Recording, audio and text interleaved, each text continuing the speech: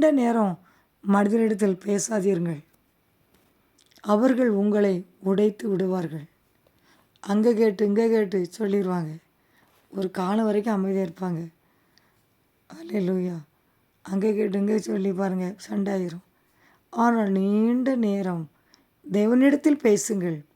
உடைந்து போன உங்களை, உடைந்து போன உங்கள் குடும்பத்தை அவர் உருவாக்கி உங்கள் சொந்தங்கள் மத்தியில், இந்த தேசத்தில், இந்த பூமியில், உற்றார் உறவினர் மத்தியில் கர்த்தர் உங்களை உயர்த்தி காட்டுவார்.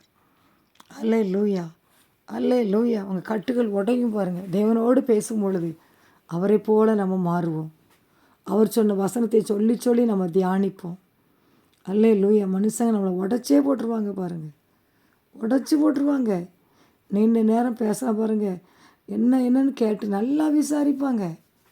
அப்படியா இப்படியான்னு கேட்டு பாருங்கள், உடனே என்ன செஞ்சுருவாங்க, அங்கேயும் அப்படியே பரப்பி விட்ருவாங்க. இன்னும் அவமானம், இன்னும் வேதனைகள் தான் பெருகும். அல்லேலூயா. தேவ பிள்ளைகளே, தேவனோடு கூட நீங்கள் பேசுங்க. எவ்வளோ நேரம் பேசுனாலும் அவர் கேட்டுக்கொண்டே இருப்பார். அதுக்குரிய பலனை உங்களுக்கு தருவார்.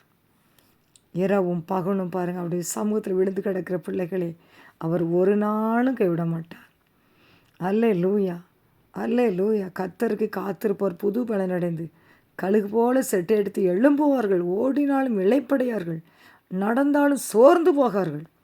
அவரோடு கூட பேசுங்கள். ஆமென். கோபம் வராது, டென்ஷன் வராது. அவர் நம்மோடு கூட இருக்கும்போது அவரை போல நம்ம மாறிவிடுவோம். அல்லேலூயா. தேவ பிள்ளைகளே, இன்றைக்கி தேவனோடு கூட நீங்கள் பேச ஆரம்பிச்சிருங்க. வேத வசனத்தை வாசித்து தியானித்து அவரோடு கூட பேசுங்க. ஜெபத்தை அவரோடு கூட பேசுங்க. அவர் உங்களோடு கூட பேசும்படி அவளோடு காத்திருக்கிறார். கேளுங்கள் தரப்படும், தட்டுங்கள் திறக்கப்படும் என்று கேட்க எவனும் பெற்றுக்கொள்வான். அதில் நீங்கள் தேவனோடு பேசுங்கள், அதிசயத்தை காண்பீர்கள்.